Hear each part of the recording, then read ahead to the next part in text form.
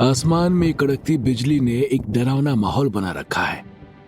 पहाड़ियों के ऊपर स्थित महल के चारों ओर एक अजीब सी घुटन वाली शांति छाई हुई है, जो कि इशारा कर रही है कि या तो कोई बड़ा अपशकुन हो गया है या फिर होने वाला है।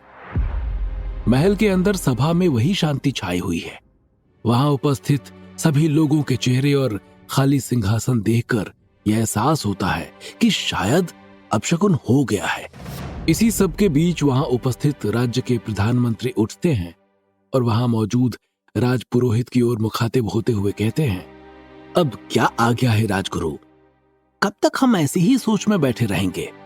राजगुरु ने एक गहरी सांस ली और पास रखी पत्रिका उठाई और उसमें देखते हुए बोले, जैसा कि आप सबको ज्ञात है कि हमारे राज्य इंद्रनगर के लोकप्रिय राजा चंद्रमौली एक भीषण युद्ध में वीर गति प्राप्त हो गए हैं। सारा राज्य षड्यंत्र और गद्दारी के घेरे में घिरा हुआ है। अतः राजपुरोहित होने के नाते मेरा कर्तव्य है कि इस राज्य की अखंडता और संप्रभुता की रक्षा हेतु राज्य के अगले उत्तराधिकारी एवं राजा चंद्रमौली के पार्थिव शरीर को मुखाग्नि देने वाले के नाम की घोषणा करूं। सभा में उपस्थित सभी लोग यही जानना चाह रहे थे कि आखिर इस राज्य का अगला राजा कौन होगा, युवराज परमदेव या फिर युवराज रुद्रदेव। सभी का ध्यान सिर्फ राजपुरोहित के ऊपर था कि आखिर राजपुरोहित किसके नाम की घोषणा करते हैं। युवराज परमदेव और युवराज रुद्रदेव दोनों सौतेले भाई थे।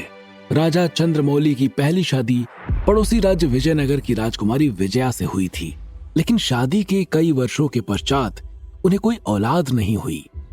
उसके बाद एक युद्ध में बंदी बनाकर लाई गई युवती अवंतिका पर महाराज चंद्रमौली का दिल आ गया और उसके बाद उन दोनों ने गंधर्व विवाह कर लिया और अवंतिका को राज्य की महारानी का दर्जा दिया गया। और कुछ दिनों बाद अवंतिका गर्भवती हो गई। राज्य में खुशियां मनाए जाने लगी। चारों तरफ नगाड़े के धुन गूंज रही थी और सारी जनता अपने आने वाले युवराज की प्रतीक्षा करने लगी। महारानी विजया भी सौतन के प्रति कोई द्वेष ना रखते हुए इस जश्न में शामिल हुई। 5 महीने बाद महारानी विजया बिस्तर के ऊपर लेटी हुई हैं। उनके आस पड़ोस में दासियों का जमावड़ा है।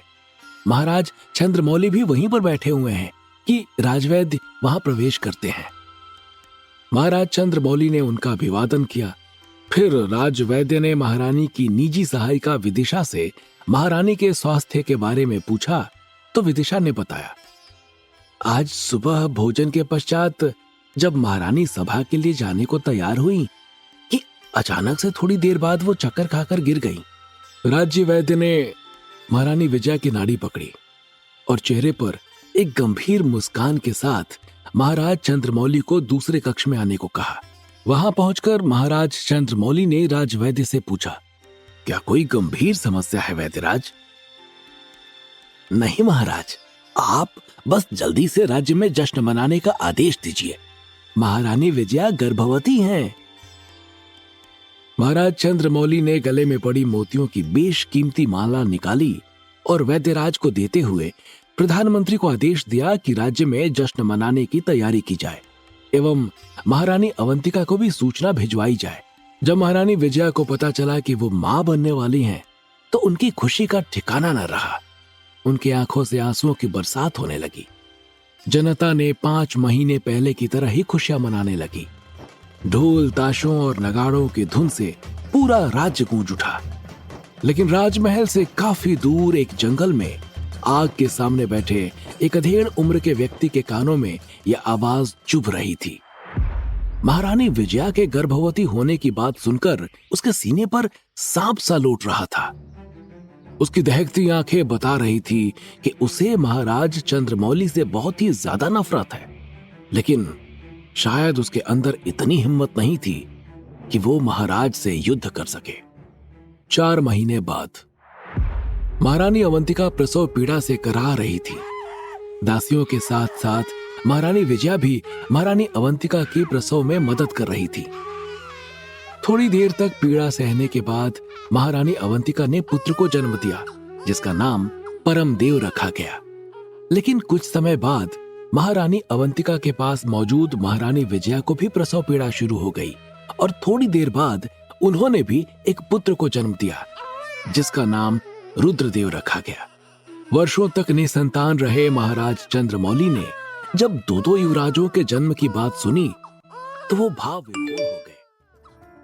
दोनों युवराज साथ साथ बड़े हो रहे थे, दोनों में समान गुण मौजूद थे, शस्त्र हो या शास्त्र दोनों एक समान पारंगत हो रहे थे।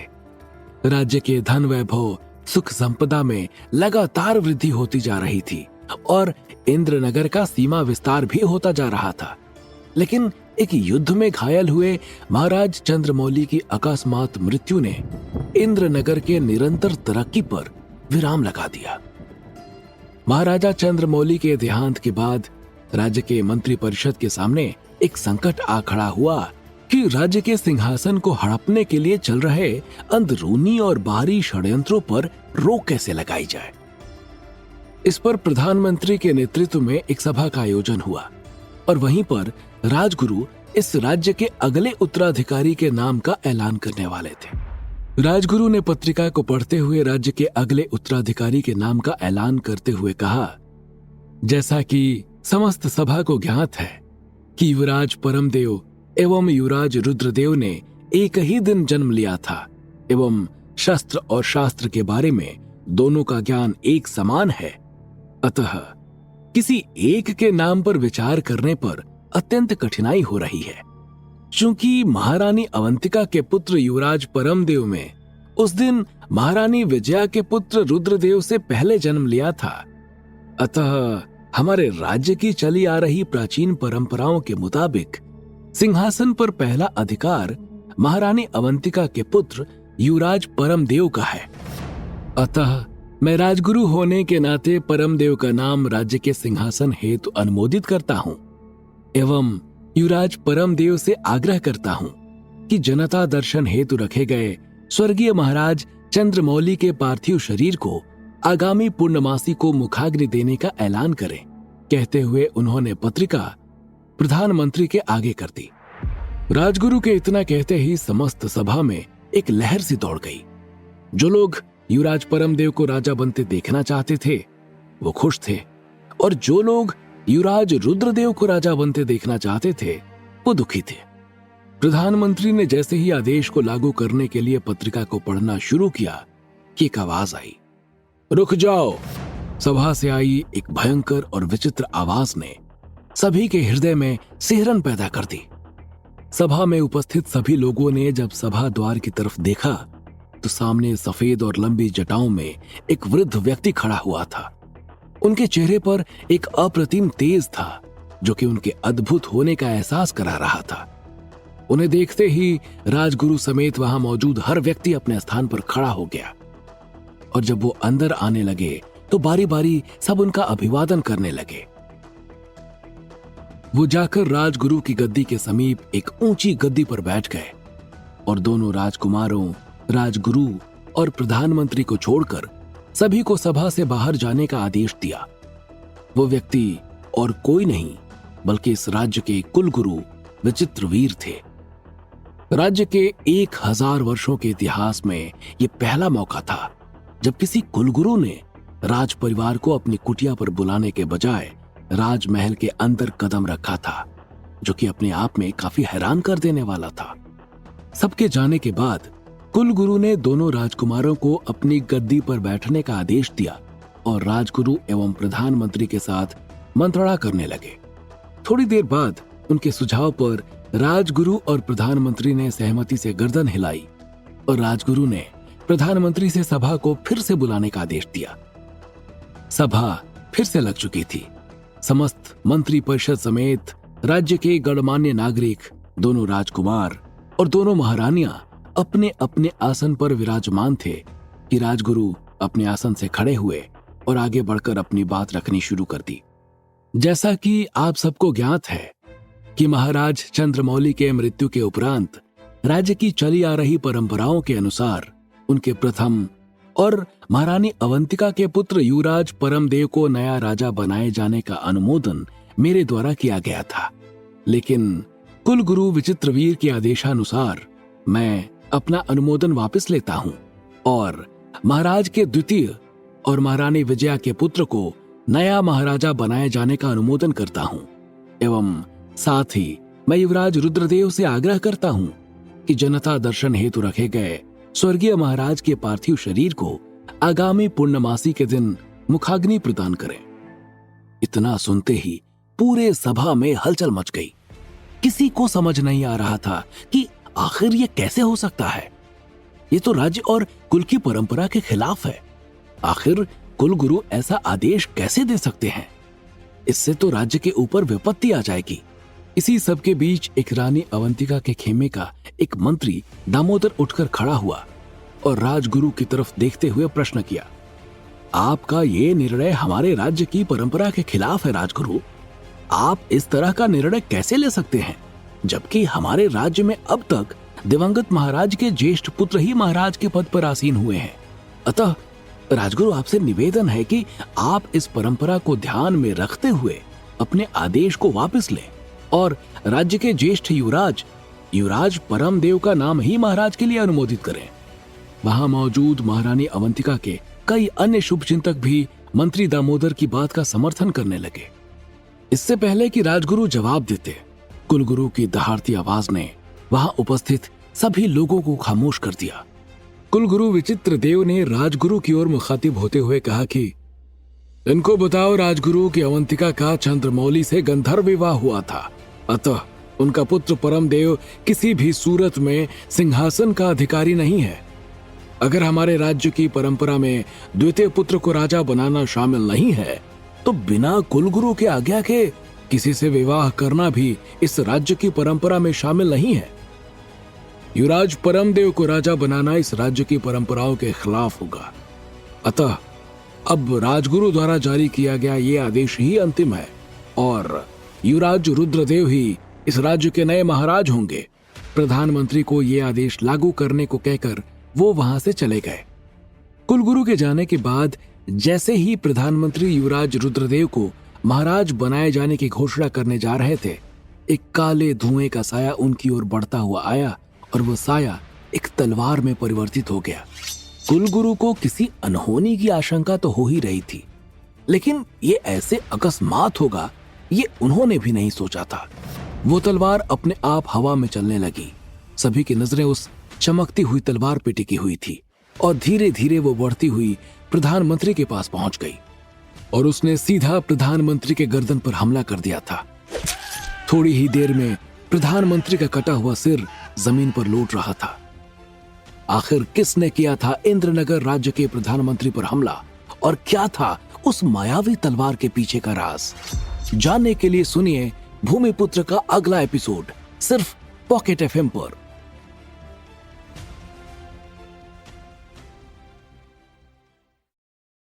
कहानी को बिना रुकावट सुनने के लिए पॉकेट एफएम कॉइन्स खरीदिए।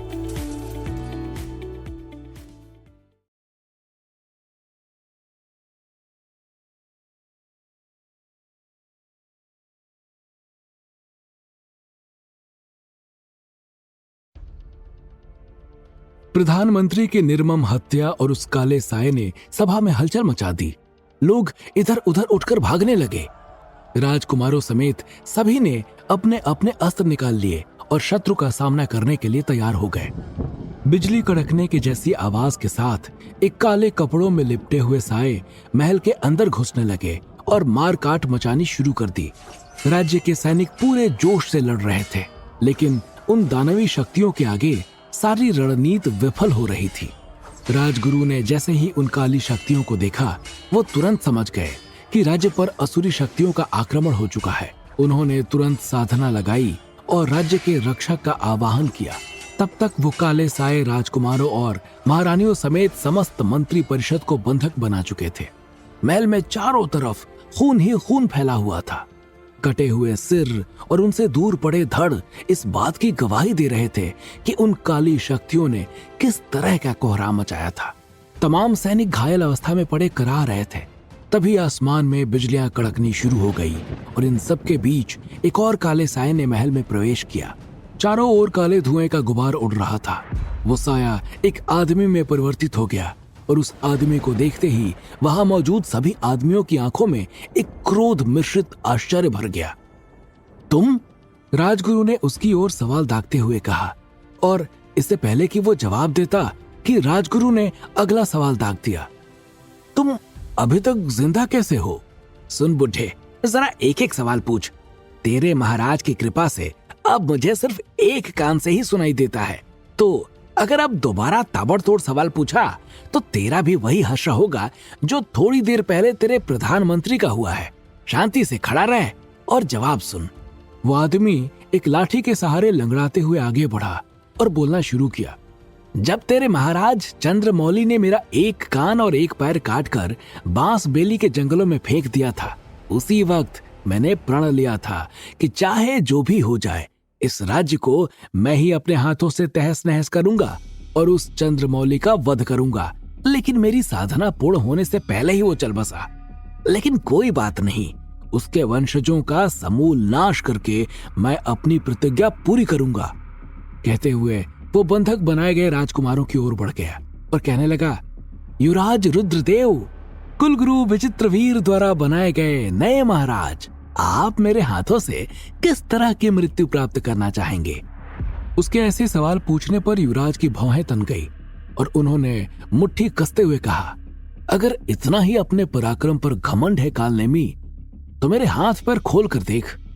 पिताजी ने तेरे सिर्फ कान और पैर काटे थे, मैं तुझे मृत्यु के दर्शन करवाऊंगा।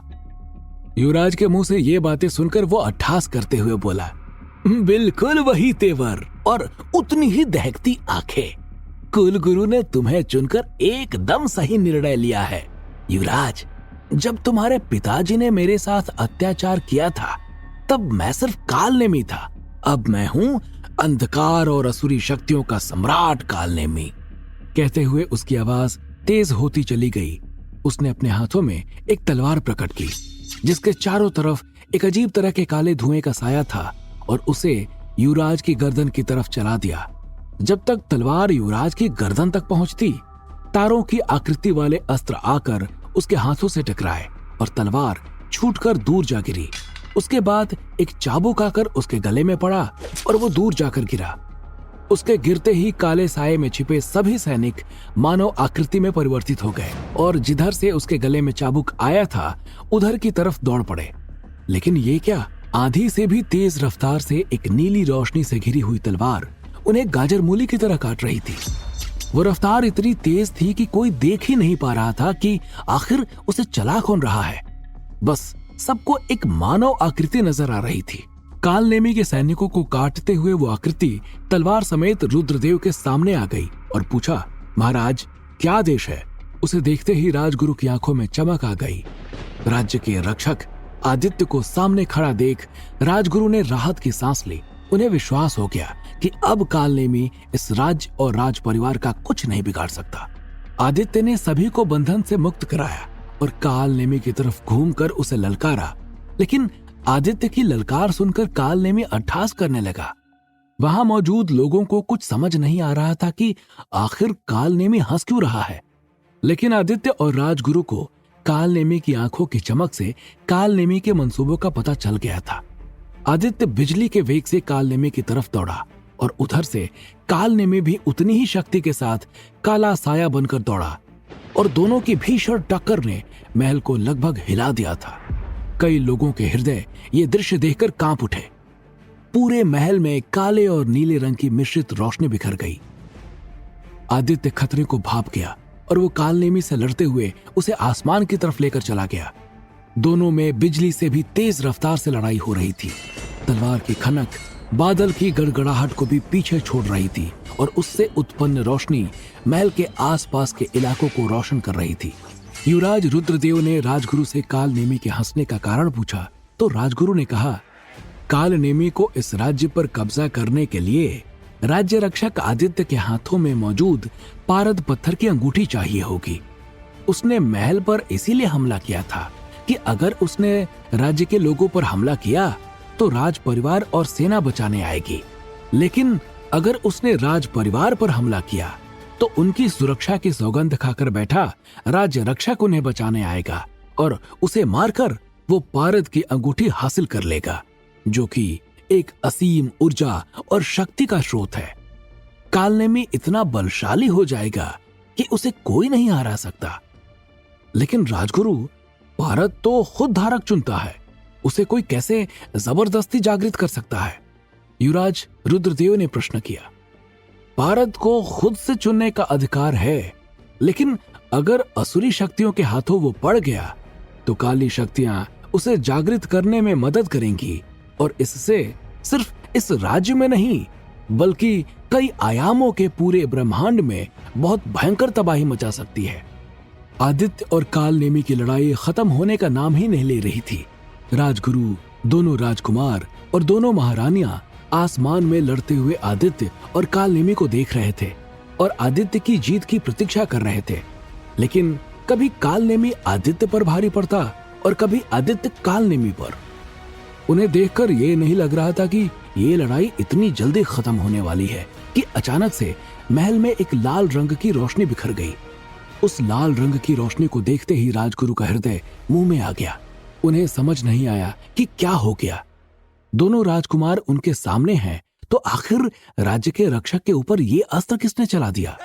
वो कुछ कह पाते कि एक तीर आकर उनके सीने में लगा और वो तुरंत मूर्छित हो गए और उनके प्राण निकल गए। फिर महल के अंदर से वो लाल रोशनी एक तीर की तरह निकली और आसमान में कालनेमी से युद्ध कर रहे राज्य रक्षक आदित्य की ओर बढ़ने लगी। आदित्य ने जैसे ही देखा कि वो लाल रोशनी उसकी तरफ आ रही है, वो तुरंत समझ गया कि राज परिवार के साथ विश्वासघात हुआ है। अगर उसने देर की तो पारद कालनेमी के हाथों में आ जाएगा। उसने कुंडलिनी की मदद से आसमान में चक्रनुमा आकृति बनाते हुए एक दरवाजा बनाया और फिर पूरे वेग के साथ पारद को उस तरफ उछाल दिया। कालनेमी ने जैसे ही ये देखा, वो भी पूरे वेग के साथ पत्थर के पीछे दौड़ा। लेकिन जब तक वो उस तक पहुंच पाता, पारद पत्थर उस दरवाजे के अंदर जा चुका था और वो लाल रोशनी आदित्य के शरीर से टकरा चुकी थी। उस रोशनी से टकराने के बाद आदित्य का शरीर शीशे की तरह कई टुकड़ों में बिखर गया। कालनेमी ने जब ये दृश्य देखा तो वो हताशा के साथ चीखने लगा। पारद को खोते हुए देखकर वो गुस्से से पागल हो गया और बहुत तेजी से राजमहल की ओर बढ़ने लगा। लेकिन राजमहल तक पहुंचते पहुंचते उसकी शक्तियां क्षीण हो गई और वो महल के अंदर औंधे मुंह जाकर गिर पड़ा। सारी काली शक्तियां गायब हो चुकी थीं। वो अनिष्ट सम्राट से पुनः एक आम इंसान बन चुका था। उसे समझ नहीं आ रहा था कि आखिर ये कैसे हुआ। युवराज रुद्रदेव भी ये देखकर हैरान थे कि आखिर ये कैसे हुआ। आदित्य के प्राण त्यागते ही आखिर कालनेमी की शक्तियां कैसे खत्म हो गईं? लेकिन उन्होंने इन भावनाओं को दबाते हुए सैनिकों को कालनेमी को कारागार में डालने और मंत्रिपरिषद की बैठक बुलाने का आदेश दिया। मंत्रिपरिषद की बैठक में मौजूद सभी के चेहरे पर एक भय व्याप्त था। अभी कुछ देर पहले उन्होंने जो मौत का नंगा नाच देखा था, वो उससे बाहर आ नहीं पा रहे थे। वो समझ नहीं पा रहे थे कि क्या किया जाए। युवराज रुद्रदेव ने सबकी तंद्रा तोड़ते हुए कहा, जैसा कि आप सब जानते हैं कि कुल गुरु के आदेश पर आदरणीय राजगुरु ने मुझे इस राज्य का नया सेवक चुना था, लेकिन अब राजगुरु हमारे बीच नहीं है, इसलिए हमें मिलकर एक नया राजगुरु चुनना होगा और राज्य रहेगा तो राजगुरु चुनेंगे महाराज। जब तक युवराज अपनी बात पूरी कर पाते, एक वृद्ध मंत्री ने उनकी बात काट दी। क्या मतलब है आपका युवराज रुद्रदेव?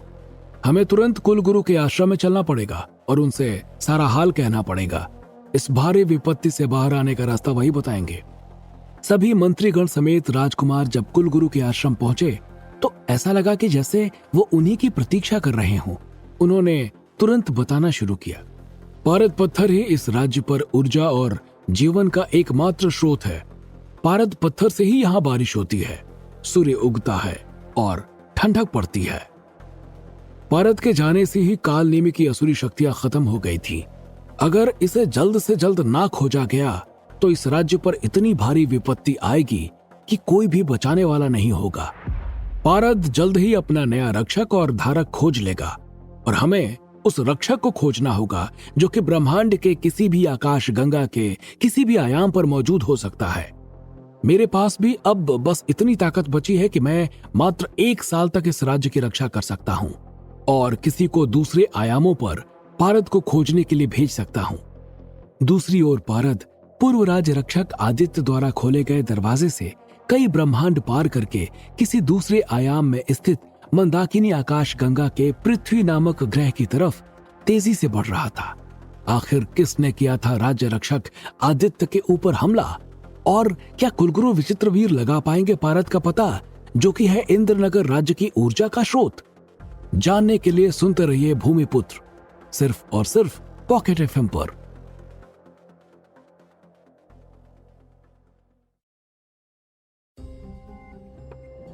एक कार सड़क पर बेतहाशा भागी जा रही थी। ऐसा लग रहा था कि जैसे उसे कोई दौड़ा रहा हो। पहाड़ को चारों ओर से काटकर बनाई गई सड़क के घुमावदार रास्तों पर गाड़ी का ड्राइवर भी पूरी दक्षता के साथ गाड़ी चला रहा था, लेकिन ड्राइवर और उसके साथ गाड़ी के अंदर बैठे लोगों के चेहरे पर भय व्याप्त था, जैसे कि उन्होंने कोई भारी मुसीबत देख ली हो। हमें जल्द से जल्द प्रीतपुरा पहुंचना होगा और गांव के लोगों को आगाह करना होगा। अगर हमें देर हो गई तो कई जाने जा सकती हैं और बहुत ही ज्यादा नुकसान हो सकता है। चला तो रहा हूं, अब क्या इसे हेलीकॉप्टर बना दूं? खींचते हुए जब ड्राइवर ने ये बात कही तो दूसरा आदमी खामोश हो गया। गाड़ी जैसे ही एक मोड़ पर पहुंची, उसका संतुलन बिगड़ा और रफ्तार की वजह से गाड़ी को ड्राइवर संभाल नहीं पाया और वो पहाड़ से सीधे नीचे खाई में जा गिरी। आसमान में जोर की बिजली कड़क रही थी। अरुणाचल प्रदेश के गोरीचेन पर्वत की तलहटी में बसे गांव प्रीतपुरा के लोग एक आने वाले खतरे से अनजान होकर बेफिक्री के साथ अपने काम में मशगूल थे। उन्हें यह नहीं पता था कि किस तरह का खतरा उनके सर पर मंडरा रहा है।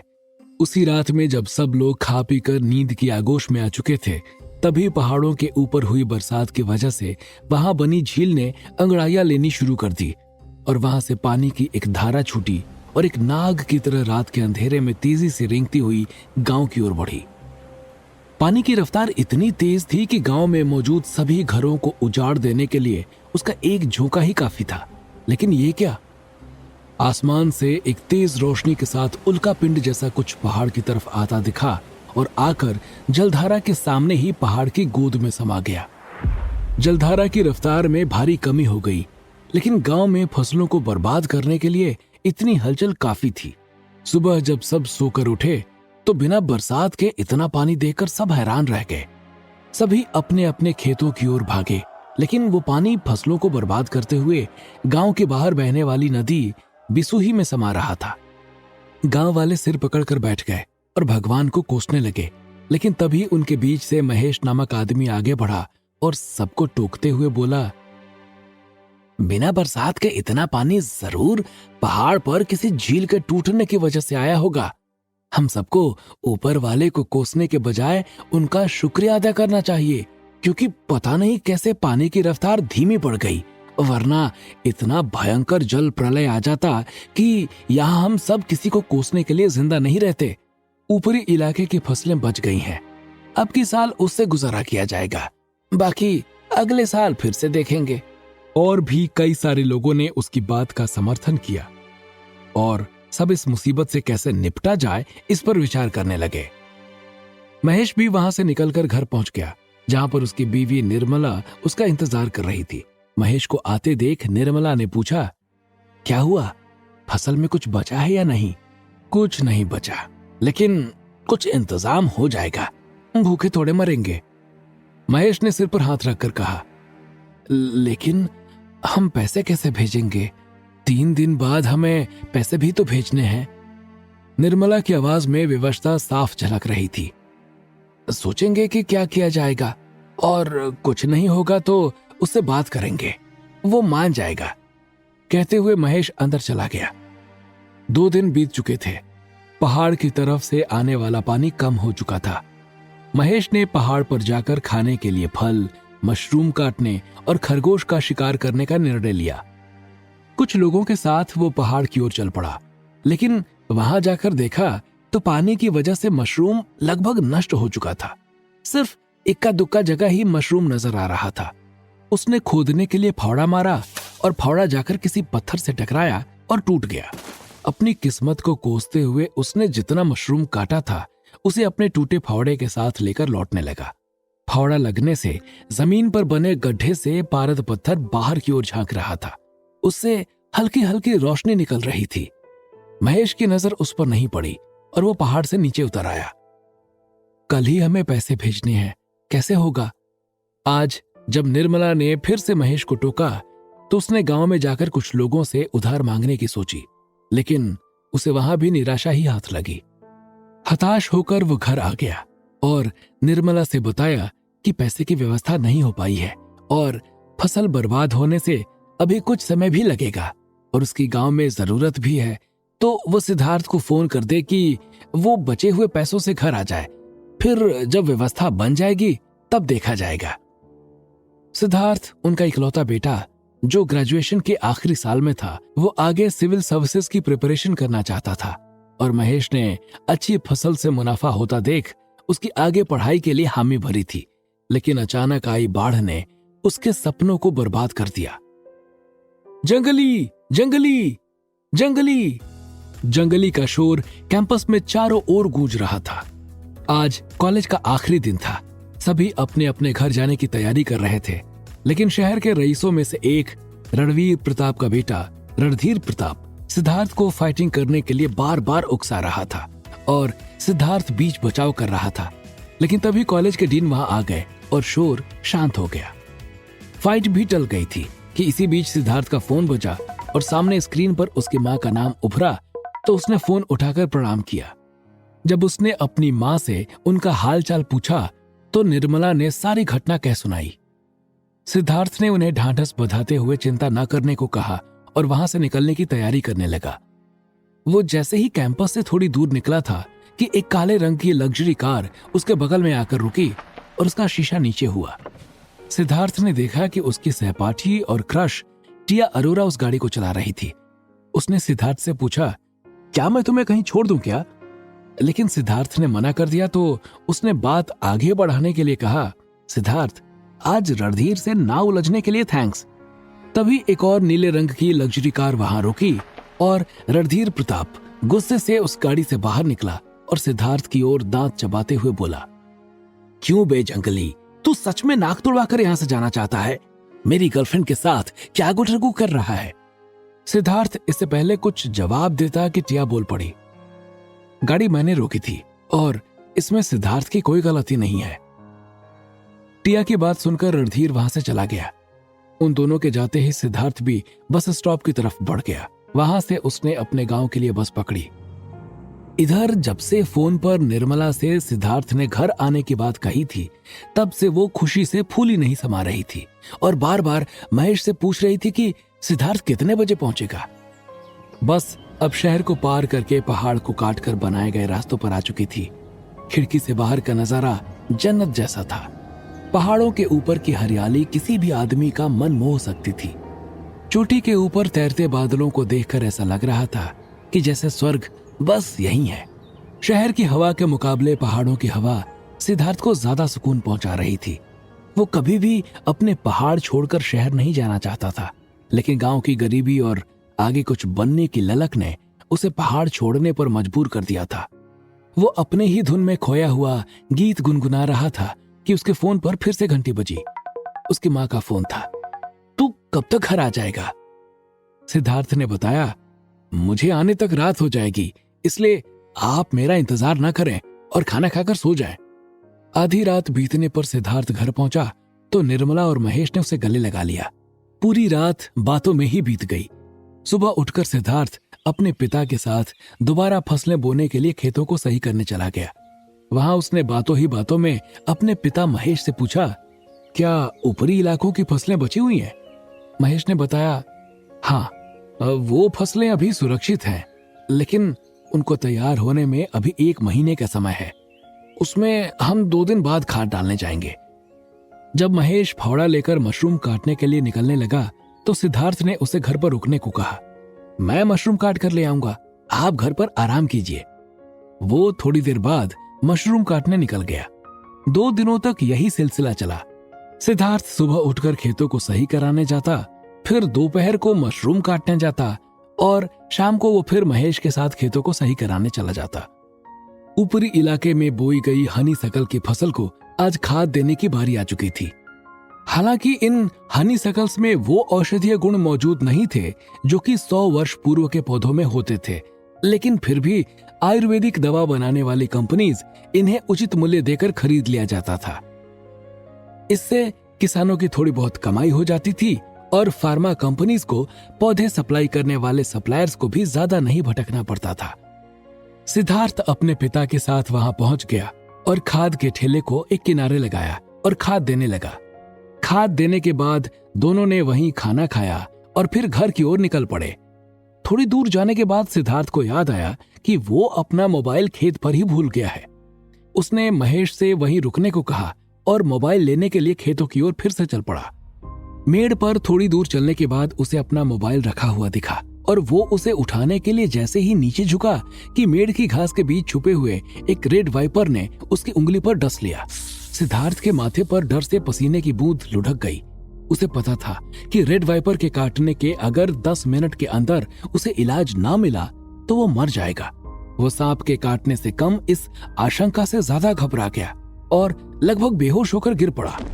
खेतों से थोड़ी दूर पर मौजूद महेश ने जब वहां से सिद्धार्थ को गिरते देखा तो वो किसी अनहोनी की आशंका से घबरा गया और उसने खेतों की ओर दौड़ लगा दी। अब क्या होगा सिद्धार्थ के जीवन का? क्या यही है सिद्धार्थ का अंत या फिर से होगा कोई चमत्कार? क्या होंगे इन सभी सवालों के जवाब? हमें कमेंट करके जरूर बताएं और आगे की कहानी जानने के लिए सुनते रहिए भूमिपुत्र, सिर्फ पॉकेट एफएम पर।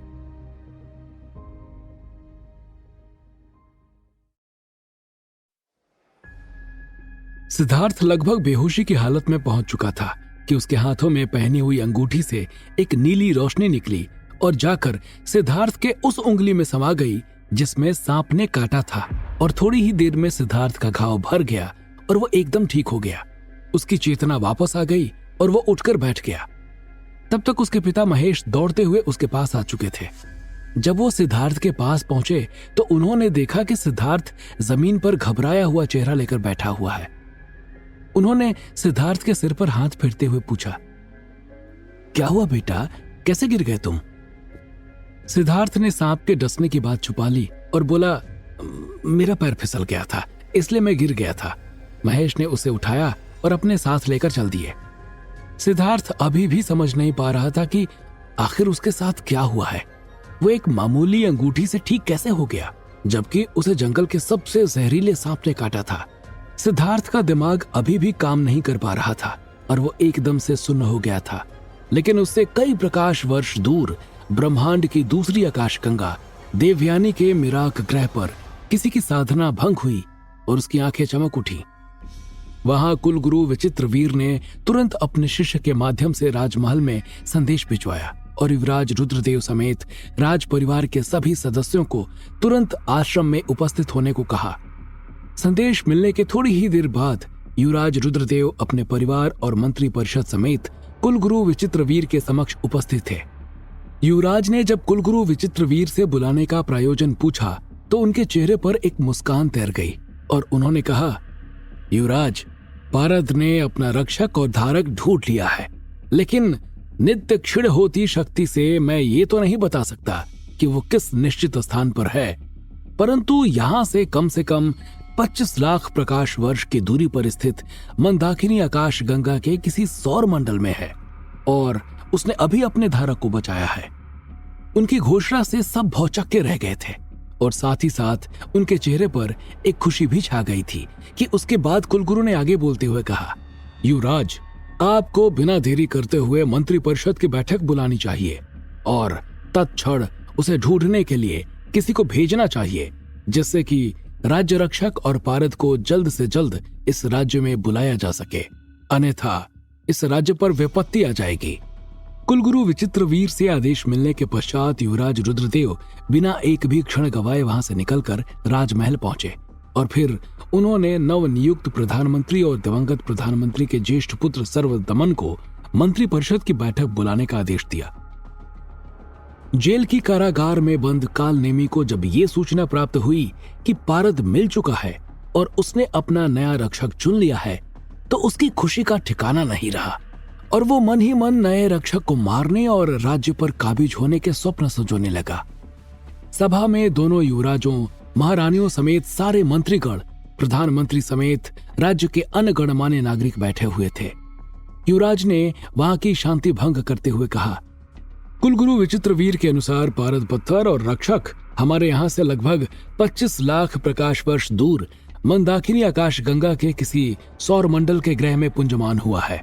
रक्षक तक कोई बाधा पहुंचे या फिर वो किसी अन्य ग्रह पर चला जाए, उससे पहले ही हमें उन्हें यहाँ लाना होगा, जिससे इस राज्य को सुरक्षित रखा जा सके। वहां मौजूद सभी लोगों के चेहरे पर एक प्रसन्नता फैल गई। सबने कुलगुरु और युवराज की जय जयकार करनी शुरू कर दी। सभी को यह आशा हो गई कि अब राज्य के हित में जो भी उचित होगा, युवराज और कुलगुरु उसी अनुसार फैसला लेंगे। लेकिन अब यह कठिनाई आ रही थी कि रक्षक और पारद को ढूंढने जाएगा कौन। अगर पारद ने किसी आम मानव को अपना रक्षक बनाया होगा तो उसे प्रशिक्षण कौन देगा? कौन उसे अंतरिक्ष में दरवाजा बनाकर यहां तक आने की कला सिखाएगा? ऐसे ही तमाम सवाल हर किसी के मस्तिष्क में घूम रहे थे, जिसे युवराज ने ये भांप लिया और कहा, पारद और रक्षक का मिलना जरूरी है, जिससे राज्य की निरंतर खत्म हो रही ऊर्जा को फिर से पुनर्जीवित किया जा सके। और अगर पारद ने किसी अप्रशिक्षित मानव को अपना धारक और रक्षक बनाया होगा तो इसके पीछे जरूर उसका कोई मंतव्य होगा। हमें कुलगुरु का आदेश मानकर जल्द से जल्द पारद और रक्षक को ढूंढने का कार्य प्रारंभ करना चाहिए। आप सभी संभ्रांत व्यक्तियों से निवेदन है कि ऐसा कोई रास्ता बताइए कि जिससे इस कार्य को संपन्न करने हेतु उचित व्यक्ति की तलाश जल्द से जल्द पूरी की जा सके। कई सारे लोगों ने कई सारे सुझाव दिए, लेकिन किसी राय पर पूरी सभा एकमत नहीं हो पा रही थी। 25 लाख प्रकाश वर्ष की दूरी पर जाने में राज्य में बची हुई ऊर्जा का असीम भाग लग रहा था, एवं ये भी अनुमानित ही था कि वहां पारद और रक्षक हो सकते हैं। इसलिए युवराज समेत सभी मंत्रीगण इस चिंता में डूबे हुए थे कि इस ऊर्जा को कैसे किसी जिम्मेदार हाथों में सौंपा जाए, जिससे कि वो बिना अधिक ऊर्जा गंवाए हुए पारद और रक्षक को ढूंढकर इस राज्य में ला सके। कुलगुरु विचित्रवीर भी अपने आश्रम में बैठे हुए इसी चिंता में डूबे हुए थे कि आखिर कैसे रक्षक और पारद को इस राज्य में लाया जाए। अगर वो स्वयं जाते हैं तो राज्य को ऊर्जा कौन देगा, और अगर गलती से किसी लापरवाह व्यक्ति को भेज दिया गया तो वो राज्य की असीम ऊर्जा और धन को बेकार कर देगा। इसके बाद उनके पास स्वयं को राजकुंड में सौंपने के अलावा और कोई भी विकल्प नहीं होगा। आश्रम से लेकर राजमहल और जनता के बीच यही चर्चा चल रही थी कि राजमहल के सभा द्वार से आई एक आवाज ने सबके माथे से चिंता की लकीरें मिटा दी। युवराज, कुलगुरु, प्रधानमंत्री समेत पूरे राज्य के जिन जिन नागरिकों को ये सूचना मिलती गई कि पारद को ढूंढने के लिए प्रयोजन किए जा रहे हैं, तो उनके चेहरे प्रसन्नचित होते चले गए। देवयानी आकाश गंगा से 25 लाख प्रकाश वर्ष दूर एक बिस्तर पर लेटा हुआ सिद्धार्थ दोपहर में उसके साथ हुई घटना को सोचते हुए अपने हाथ की अंगूठी को निहारे जा रहा था। वो समझ नहीं पा रहा था कि एक दिन पहले मिली इस अंगूठी ने उसकी जान कैसे बचा ली। क्या उसे गलती से कोई अमर विरासत मिल गई है या फिर ईश्वर ने उसे किसी खास प्रयोजन के लिए चुना है? सिद्धार्थ ये सोच रहा था कि एक दिन पहले उसके साथ हुई घटना उसकी आंखों के सामने किसी चलचित्र की तरह गुजरने लगी। 2 दिन पहले खाना खाने के बाद जब सिद्धार्थ पहाड़ी पर मशरूम लाने के लिए पहाड़ के ऊपर जा रहा था तो उसे रास्ते में एक जगह थोड़े अलग प्रकार का मशरूम दिखा, जिसे वो काट कर ले आया था। अगले दिन जब वो फिर जाने लगा तो उसी जगह पर उसे फिर से वो मशरूम उसी अवस्था में दिखा जैसा वो एक दिन पहले था। सिद्धार्थ ये देखकर आश्चर्यचकित रह गया कि आखिर एक दिन के अंदर मशरूम इतना विकसित कैसे हो सकता है। उसने उसे फिर से काटने के लिए उसकी जड़ों पर प्रहार किया और प्रहार करते ही उसकी दैंती किसी भारी वस्तु से टकराई और टूट गई। सिद्धार्थ ने जब उत्सुकतावश देखा तो वहां उसे एक पत्थर पड़ा हुआ दिखाई दिया और उससे हल्की हल्की नीली रोशनी सी निकल रही थी। ये वही जगह थी जहां से उसके पिता महेश ने मशरूम काटा था, लेकिन पारद ने उन्हें नहीं चुना था, इसलिए उनका ध्यान उस पर नहीं गया और आज सिद्धार्थ ने वो पत्थर खोज लिया था। सिद्धार्थ ने जब उसे उठाया तो वो केवल पत्थर ना होकर एक अंगूठी थी। जब उसने उसे अपने हाथों में पहना तो वो उसकी उंगली में फिट हो गई और उससे निकलने वाली नीली रोशनी भी उसी में समाहित हो गई। सिद्धार्थ ने वहां से मशरूम काटा और चला आया, लेकिन उस अंगूठी में उसे कुछ खास नजर नहीं आया। उसे लगा कि एक दिन पहले उसने शायद कहीं और से मशरूम काटा था और आज दिग्भ्रमित होकर अंगूठी वाली जगह को वही जगह समझ बैठा था। आज सुबह जब उसे खेतों में सांप ने काटा तो उसकी अंगुली से निकले हुए खून के छींटे पड़ने से वो अंगूठी सजीव हो गई और फिर उसने सिद्धार्थ के न केवल घाव को ठीक किया बल्कि उसके अंदर फैले जहर को भी चूस लिया था। पारद ने अपना रक्षक और धारक चुन लिया था, लेकिन सिद्धार्थ को यह नहीं मालूम था कि आखिर ये शक्ति उसे क्यों मिली है। अगली सुबह जब वो फिर से अपने ऊपरी इलाके के खेत में पहुंचा तो देखा हनीसकल का एक पौधा अविश्वसनीय रूप से काफी अलग लग रहा था। उसका रंग अन्य पौधों की तरह लाल न होकर सुनहरे रंग का था। उसे समझ नहीं आ रहा था कि ये आखिर कैसे हुआ।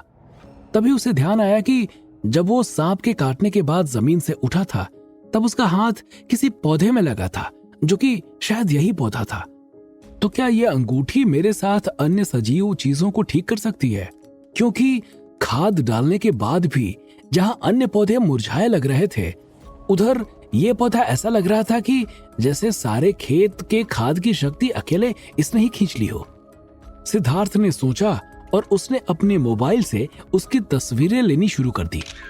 उसके दिमाग में एक आइडिया आ चुका था कि वो इस पौधे को औषधीय जड़ी बूटियों को नीलाम करने वाली वेबसाइट पर नीलामी के लिए डालेगा और इससे उसे ठीक ठाक रकम मिल सकती है, जिससे वो वापस शहर जाकर अपनी तैयारी जारी रख सकता है।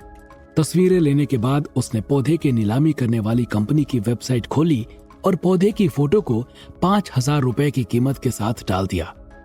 थोड़ी ही देर में उसके पास नीलामी का पहला मैसेज आया। एक व्यक्ति वो पौधा लेने के लिए इच्छुक था और जैसे ही उसने डील सबमिट करने के लिए वेबसाइट खोलनी चाहिए, उसके पास धड़ाधड़ मैसेज आने लगे और थोड़ी ही देर में नीलामी की राशि 20,000 पार कर गई। वो आदमी जिसने सबसे पहले बोली लगाई थी, उसने वहीं कमेंट बॉक्स में सिद्धार्थ को गालियां देनी शुरू कर दी और कई लोगों ने सिद्धार्थ की तरफ से उस आदमी को जवाबी गालियां देनी शुरू कर दी।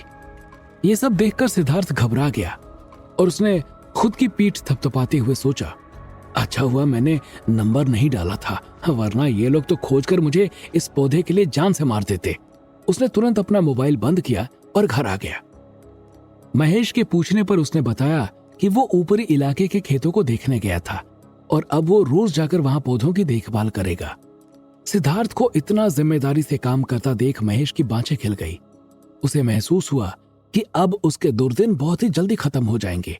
रात के समय सिद्धार्थ अपने कमरे में आराम कर रहा था कि उसकी खिड़की से एक कुल्हाड़ी सनसनाते हुए अंदर आई और उसके सिर के ऊपर से जाते हुए जाकर दीवार में लगी और फिर नीचे पड़े बर्तनों के ऊपर गिरी। बर्तनों की आवाज सुनकर महेश और निर्मला भी दौड़कर उसके कमरे में पहुंचे और उन्हें खिड़की से एक मानव आकृति नजर आ रही थी। जब वो थोड़ा पास रोशनी में आई तो उसे देखकर महेश की आंखें गुस्से से लाल हो गई और उसने मुट्ठियां भींचते हुए कहा, तुम?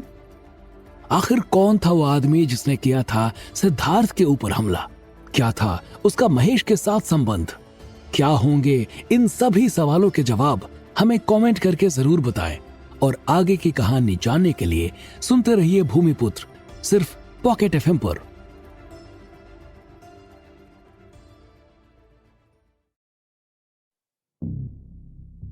जैसे ही महेश की नजर उस आकृति पर पड़ी कि तुरंत उसका क्रोध 7वें आसमान पर पहुंच गया था। वो आदमी और कोई नहीं बल्कि उसका पड़ोसी प्रभुनाथ था, जिसकी महेश के साथ ज्यादा बनती नहीं थी। महेश का गुस्सैल चेहरा देखकर प्रभुनाथ थोड़ा सा घबरा गया और वो आगे बढ़ते हुए बोला, अरे महेश भाई, माफ कर दो, मैंने वो चीतल को मारने के लिए कुल्हाड़ी फेंकी और गलती से वो आपके घर की तरफ आ गई। अगर कोई नुकसान हुआ हो तो मैं भरपाई करने को तैयार हूं। महेश और प्रभुनाथ में थोड़ा अदावत चल रही थी तो महेश को लगा कि प्रभुनाथ ने कुल्हाड़ी जानबूझकर मारी है। उसने प्रभुनाथ की ओर उंगली उठाई और बोला, प्रभु, ये तुम्हारी पहली और आखिरी गलती थी। अगर फिर से ऐसी गलती की तो मुझसे बुरा कोई नहीं होगा। निर्मला और सिद्धार्थ ने दोनों का बीच बचाव किया और फिर प्रभुनाथ वहां से चला गया। उसके बाद वो तीनों लोग भी सोने चले गए। अगले दिन सिद्धार्थ फिर से हनीसकल के खेतों की तरफ निकल गया और उसने देखा वो गोल्डन हनीसकल का पौधा और भी खूबसूरत लग रहा था। तभी उसको वेबसाइट के बारे में याद आया और जैसे ही उसने वेबसाइट खोली, उसे तुरंत मैसेज मिला कि उसके पौधे की बोली 50,000 रुपए पार कर चुकी है। उसे अपनी आंखों पर भरोसा नहीं हो रहा था। उसे लगा कि इस पौधे में जरूर कुछ खास है, तो उसने नीलामी की वेबसाइट से हटाकर खुद इसके बारे में निर्णय किया। ईटानगर की बीचों बीच स्थित माइंड ट्री कंपनी के रिसर्च रूम में एक कुर्सी पर पड़ा हुआ जूनियर रिसर्चर रोहन रॉय औषधीय नीलामी वेबसाइट से पौधे और जड़ी बूटियां खरीद रहा था कि उसकी नजर सिद्धार्थ द्वारा डाले गए हनीसकल के विज्ञापन पर पड़ी। उसने चीखते हुए अपने सीनियर डॉक्टर अरुण देव वर्मा को बुलाया। रोहन की इतनी तेज चीख सुनकर वो दौड़ते हुए रिसर्च रूम में आए तो देखा रोहन आईपैड पर कुछ देख रहा है। उन्होंने रोहन को डांटते हुए कहा, बिना किसी वजह के इतना तेज क्यों चीख रहे हो? रोहन ने बिना कुछ बोले वो आईपैड डॉक्टर वर्मा को पकड़ा दिया और सामने स्क्रीन पर जब उनकी नजर पड़ी तो उनकी आंखों में एक आशा की किरण चमक गई। उन्होंने तुरंत रोहन को कहा, अरे इसे फौरन खरीद लो। लेकिन रोहन ने कहा, मेरे कार्ड में इतने पैसे नहीं है। डॉक्टर वर्मा ने गुस्से भरी नजर से उसकी ओर देखा और कहा, जब तुमको कूड़ा खरीदने से फुर्सत मिले ना तो ये सब खरीदो। उन्होंने रोहन को उनकी कंपनी की मालकिन रिया माथुर के सचिव अमन नायक को फोन करने को कहा और जब अमन ने फोन रिया को दिया तो उसने रिया से हनीसकल के बारे में बताते हुए कहा, जिसकी हमें तलाश थी वो मिल गया है। डॉक्टर वर्मा ने वेबसाइट का लिंक उन्हें भेज दिया। रिया ने जैसे ही देखा कि ये वही हनीसकल है जिसकी उसे तलाश थी तो उसने उसे तुरंत खरीदने को कहा। लेकिन तब तक सिद्धार्थ उस पौधे को नीलामी की वेबसाइट से हटा चुका था। रिया ने अमन से इस वेबसाइट पर विज्ञापन डालने वाले या असली मालिक का पता लगाने को कहा और खुद अपने दादाजी को लेने उनके कमरे में चली गई। रिया अपने दादा लाला जग प्रसाद माथुर के सामने बैठी हुई थी। वो उन्हें एक कटोरे में रखकर सूप पिला रही थी और कह रही थी कि उन्हें जो चाहिए था मिल गया है, अब वो जल्दी अपने पैरों पर खड़े हो सकेंगे। इधर जैसे ही सिद्धार्थ ने वेबसाइट से विज्ञापन हटाकर फोन जेब में रखा कि तुरंत उसका फोन बज उठा और स्क्रीन के ऊपर फ्लैश होता नाम देख उसका जी कड़वा हो गया। उसने बेमन से फोन उठाया। फोन के दूसरी तरफ से रणधीर ने कहा, क्यों बे जंगली, कहाँ मर गया था जो तुझे फोन उठाने में इतनी देर लगी? सुन, मैं तेरे गांव की तरफ आ रहा हूँ। मेरे साथ मेरे दोस्त और टिया है। हम पहाड़ पर थोड़ा घूमना चाहते हैं, इसलिए तेरे यहाँ रुकेंगे। सिद्धार्थ ने पहले सोचा कि वो मना कर दे, लेकिन जब उसने सुना कि टिया भी आ रही है तो उसने हामी भर दी और अपने घर की तरफ चल पड़ा। वहां जाकर उसने निर्मला से कहा, माँ, शहर से मेरे कुछ दोस्त आ रहे हैं, आप प्लीज उनके लिए खाना बनाने की तैयारी कीजिए, तब तक मैं बाजार से सामान ले आता हूँ। इतना कहकर सिद्धार्थ बाजार की ओर निकल गया। वहां उसने मछलियां, केकड़े, कुछ सब्जियां इत्यादि खरीदी और जब घर पहुंचा तो निर्मला सारे खाने की तैयारी कर ली थी। तब तक सिद्धार्थ के पिता महेश भी घर आ चुके थे। खाने की आ रही खुशबू ने उन्हें आकर्षित किया तो उन्होंने निर्मला से पूछा, क्यों भाई, आज तुम्हारे मायके वाले फिर मुझे बिना बताए आ रहे हैं क्या? महेश के इस तरह ठिठोली लेने से निर्मला चिढ़ सी गई और बोली, हाँ, जब मेरे मायके वाले आते हैं तभी तुमको खाना मिलता है, वरना तुम भूखे सोते हो ना? नहीं, भूखा तो नहीं सोता, लेकिन रसोई से इतनी अच्छी खुशबू तभी आती है जब वो लोग आते हैं, इसीलिए पूछा। महेश ने दोबारा से चुटीले अंदाज में कहा। निर्मला कुछ बोलती कि सिद्धार्थ अंदर आते हुए बोला, पिताजी, वो मेरे कुछ दोस्त शहर से आ रहे हैं, माँ इसीलिए उनके लिए खाना बना रही है, आप उनको रुसवाइए मत, वरना स्वाद नहीं आएगा। माँ बेटे दोनों के चुटकी लेने के बाद जैसे ही निर्मला कुछ बोलती कि सिद्धार्थ का फोन बजा और अब की बार कॉल टिया के नंबर से था। सिद्धार्थ ने दिल की धड़कनों को काबू में रखते हुए फोन उठाया और टिया के पूछने पर अपने घर का रास्ता बताया और उसके आने का इंतजार करने लगा। थोड़ी देर बाद उसके घर के सामने वाली रोड पर 2 कार रुकी और उससे रणधीर और टिया समेत 8 लोग उतरे। सिद्धार्थ ने सबका गर्मजोशी से स्वागत किया और घर के अंदर ले गया। वहां पर सभी बैठकर बातचीत करने लगे और फिर थोड़ी ही देर में बातों ही बातों में रणधीर ने सिद्धार्थ का फिर से मजाक उड़ाना शुरू कर दिया, जिससे वहां मौजूद महेश और निर्मला का चेहरा गंभीर होता चला गया।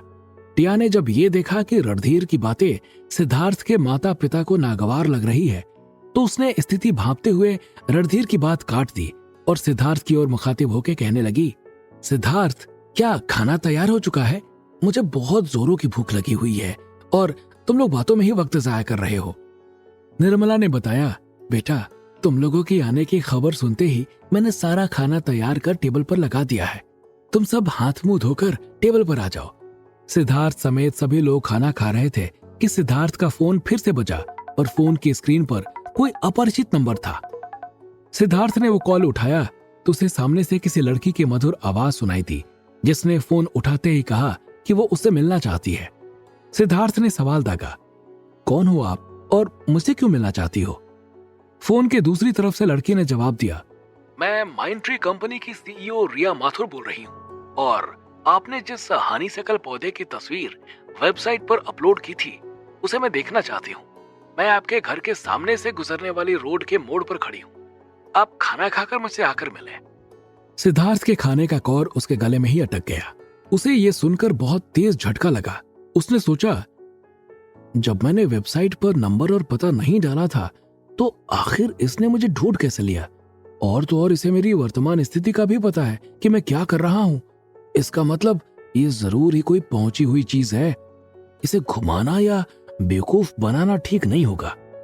वो फोन लेकर बाहर निकल आया और बाहर निकलकर उसने रिया से कहा, आप जहां हैं वहीं मेरा इंतजार करें, मैं खाना खाकर आ रहा हूं। और किसी ने तो उसके फोन कॉल को तवज्जो नहीं दी, लेकिन रणधीर के कान जरूर खड़े हो गए कि इस जंगली को कौन लड़की चुपके से मिलने बुला सकती है। उसने सिद्धार्थ का पीछा करने की सोची। थोड़ी देर बाद सिद्धार्थ रिया के पास पहुंचा तो देखा कई सारी लग्जरी कार्स वहां लाइन से खड़ी हुई हैं और कार के बाहर काले सूट में बॉडीगार्ड्स खड़े हुए हैं और एक लाल रंग की लग्जरी कार के अंदर बेहद ही खूबसूरत लड़की बैठी हुई है। उसके हाव भाव और पहनावे को देखकर सिद्धार्थ समझ गया कि वो ही रिया है और फिर उसकी कार की तरफ जाने लगा तो एक बॉडीगार्ड ने लपक कर उसका रास्ता रोका और जाने का कारण पूछा। सिद्धार्थ ने अपना नाम बताया और ये भी कहने लगा कि रिया मैडम ने बुलाया है। सिद्धार्थ का नाम सुनकर और उसे देखकर रिया कार से बाहर आ चुकी थी।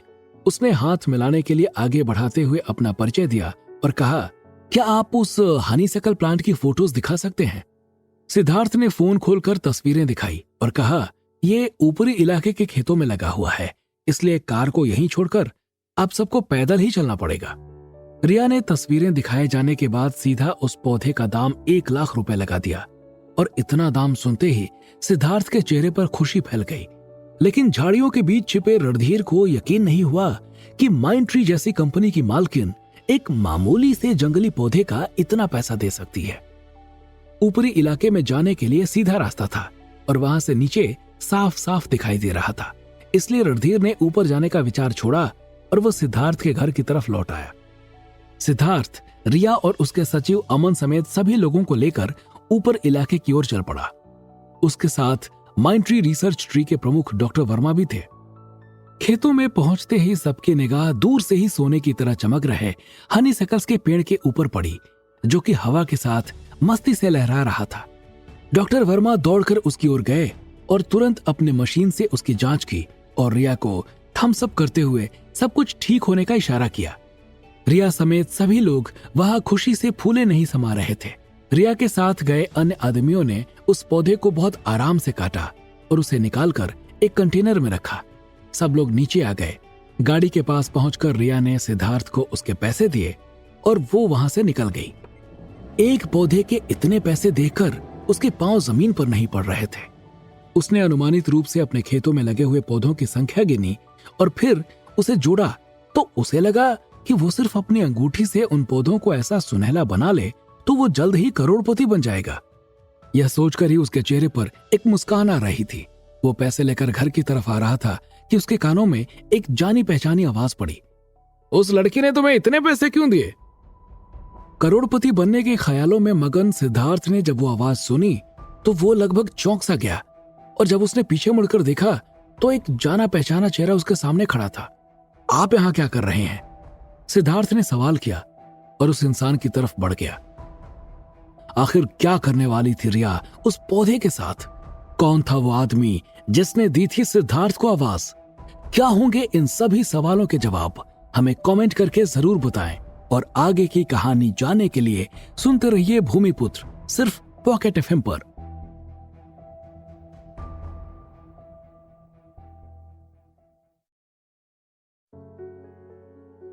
सिद्धार्थ हनीसैकल का पौधा बेचकर लौट ही रहा था कि एक आवाज ने उसका ध्यान आकर्षित किया। उसके कदम उस आवाज की तरफ बढ़ते चले गए।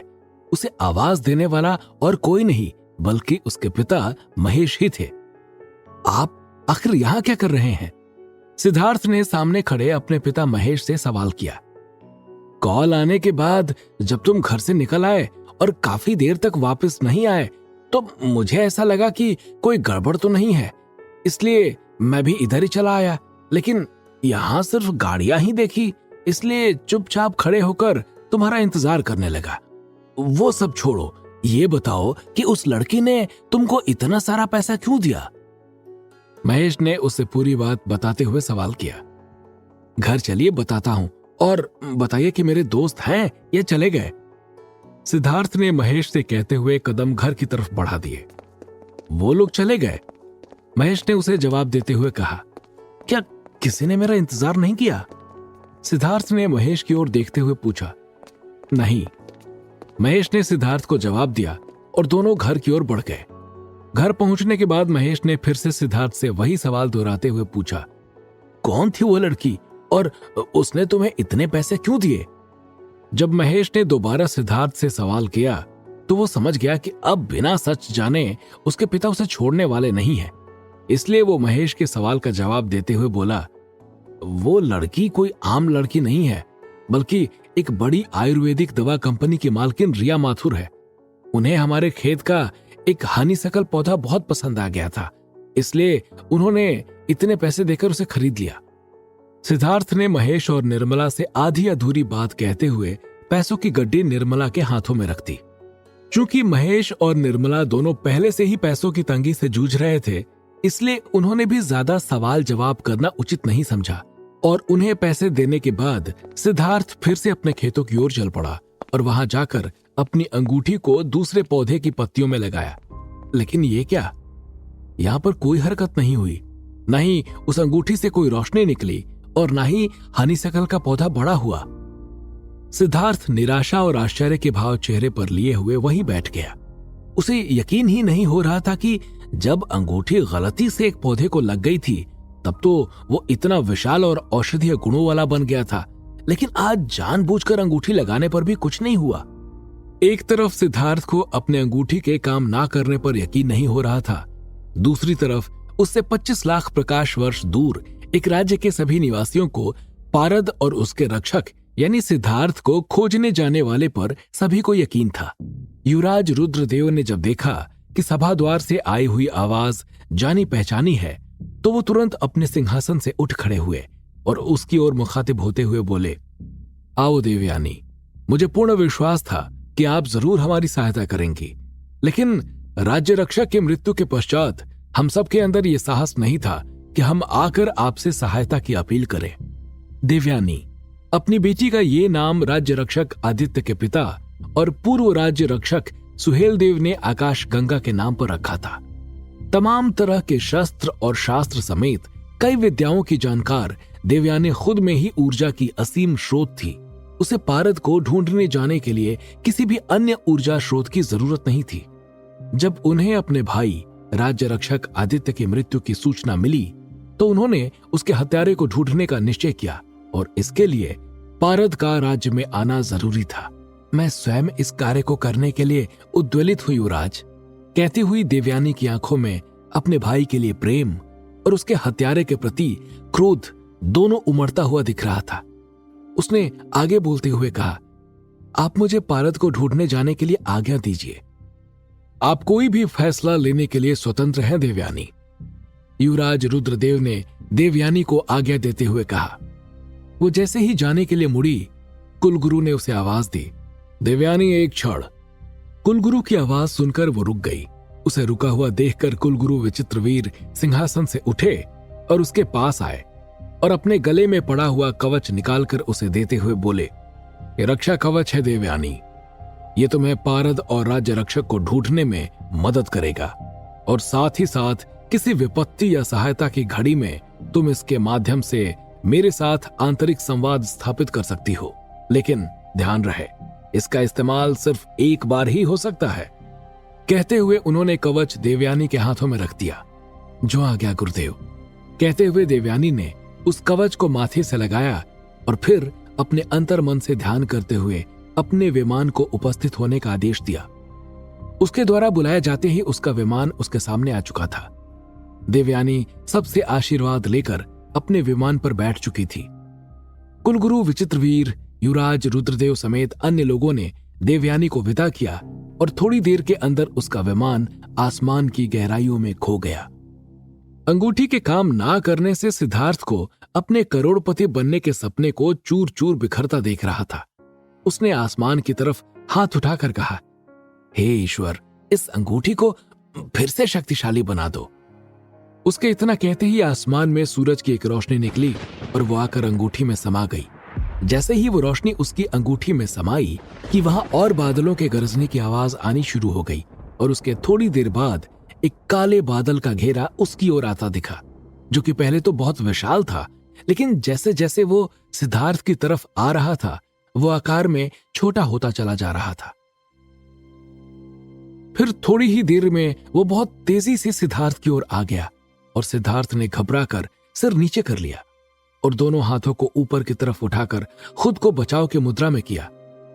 बादल आकर उसकी हथेली के ऊपर घूमने लगा। जब थोड़ी देर तक कुछ नहीं हुआ तो सिद्धार्थ ने आंखें खोली और देखा कि उसकी हथेली पर एक बादल घूम रहा है।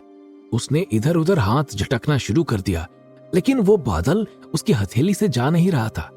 इसलिए कुछ देर के बाद सिद्धार्थ ने हाथ झटकना बंद कर दिया और उस बादल को ध्यान से देखने लगा। वो अभी उस बादल को देखे जा रहा था कि तभी उसके कानों में एक आवाज गूंजी, मेघाय। उस शब्द को सुनने के बाद सिद्धार्थ को ऐसा लगा कि जैसे कोई उससे आकर ये कह के गया हो, लेकिन उसने जब इधर उधर देखा तो पाया कि वहां आसपास कोई नहीं था। उसने हथेली नीचे की और मेघाय शब्द का जोर से उच्चारण किया कि उसके हथेली से बरसात होनी शुरू हो गई और जमीन पर गिरने लगी।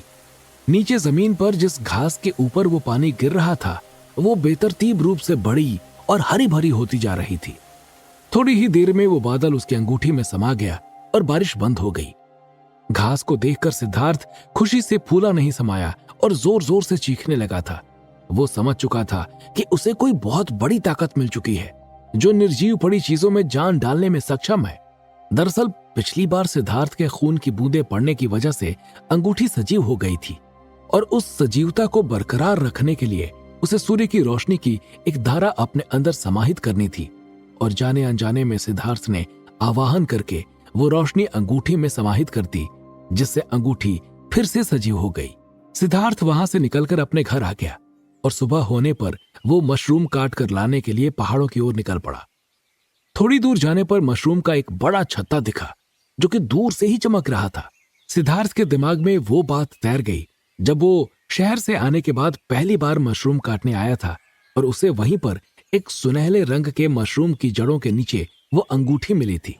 वो उसके पास पहुंचा और बिना देरी किए अपनी हथेली को उसकी तरफ किया और मेघाय शब्द का उच्चारण करते हुए बादलों का आवाहन किया कि उसकी हथेली पर वो बादल फिर छा गए और बारिश होने लगी। जैसे जैसे बारिश उन मशरूम के छत्तों पर पड़ रही थी वैसे वैसे वो बड़ा और सुनहला होता जा रहा था। बारिश खत्म होने के बाद उसने जल्दी से मशरूम को काटा और उसे लेकर घर की तरफ चल पड़ा।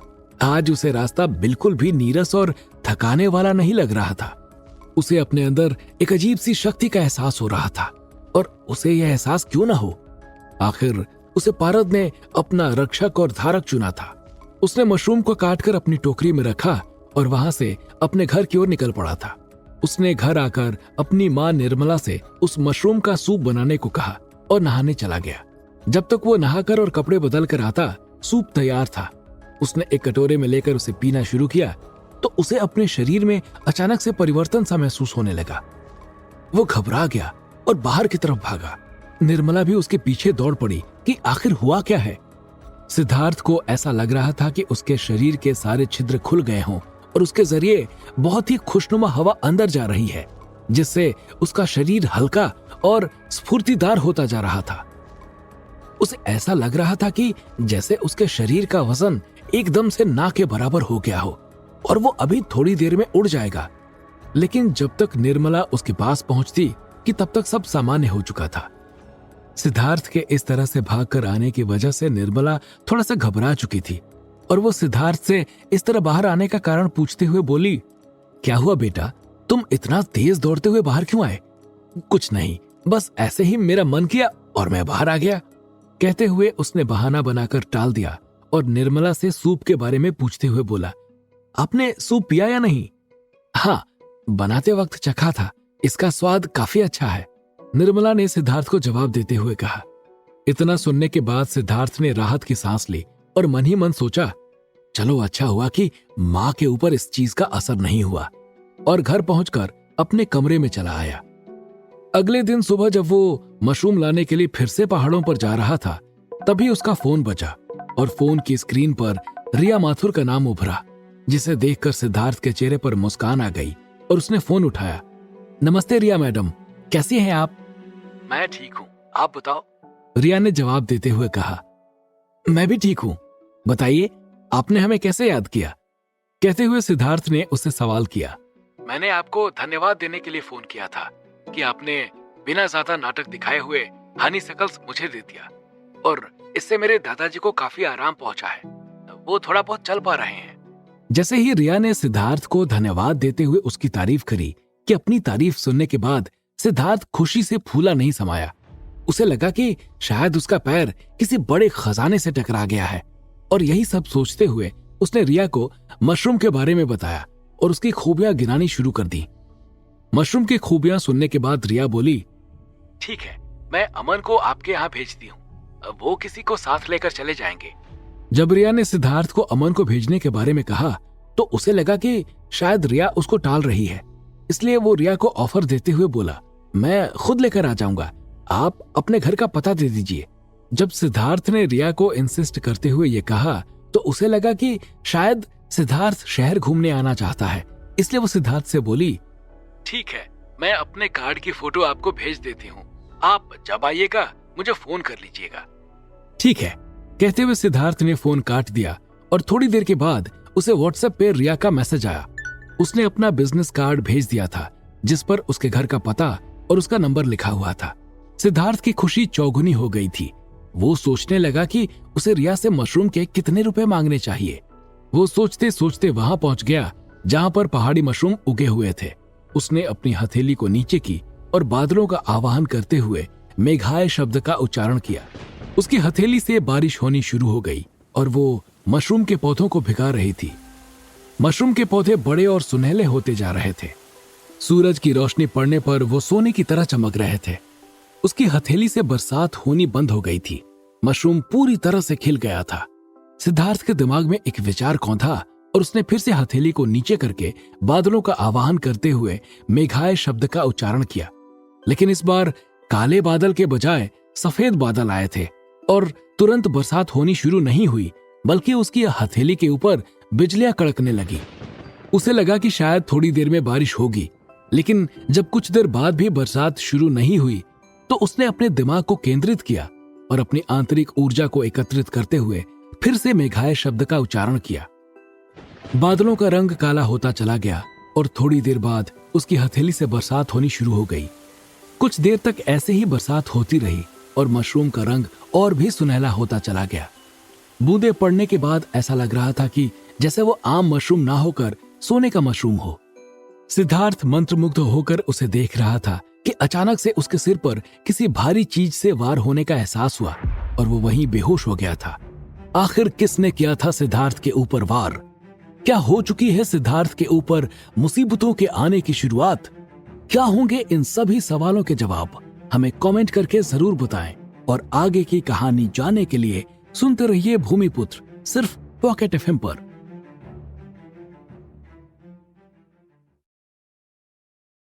डियर लिसनर, अगला एपिसोड इस कहानी का आज का आखिरी फ्री एपिसोड होगा। कल वापस आने पर आपको मिलेंगे फ्री एपिसोड्स। कहानी को बिना रुकावट सुनने के लिए आप खरीद सकते हैं पॉकेट एफएम कॉइन्स।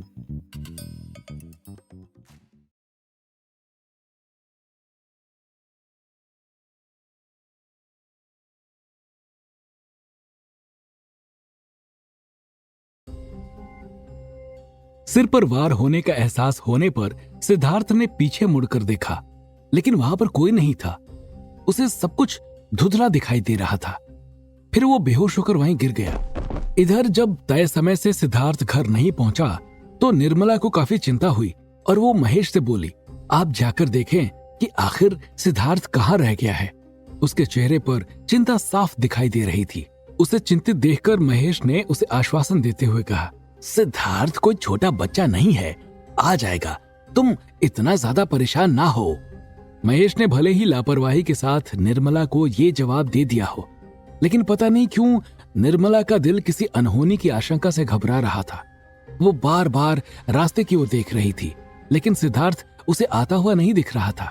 उसने थोड़ी देर बाद फिर महेश से कहा कि सिद्धार्थ अभी तक नहीं आया है। निर्मला के दोबारा से याद दिलाने के बाद इस बार उसे भी थोड़ी चिंता हुई और वो गांव के एक दो लोगों को लेकर उसे ढूंढने चल पड़ा। महेश समेत सभी लोग पहाड़ के ऊपर सिद्धार्थ को आवाज दे रहे थे, लेकिन उन्हें उन्हीं की आवाज वापस सुनाई दे रही थी। सिद्धार्थ का कोई जवाब नहीं आ रहा था, जिससे महेश को भी किसी अनहोनी की आशंका होने लगी। पहाड़ों के हल्के सर्द मौसम में भी उसके माथे पर पसीने की बूंदें लुढ़क गई। अपने साथ गए प्रभुनाथ को उसने घूर कर देखा, जैसे कि वो नजरों से ही उसे कह रहा हो कि अगर उसके बेटे को कुछ हुआ तो उसे जिंदा नहीं छोड़ेगा। तभी उसके कानों में एक आवाज आई, जो कि उसी के गांव के एक आदमी की थी। महेश भाई, इधर ऊपर जल्दी आओ।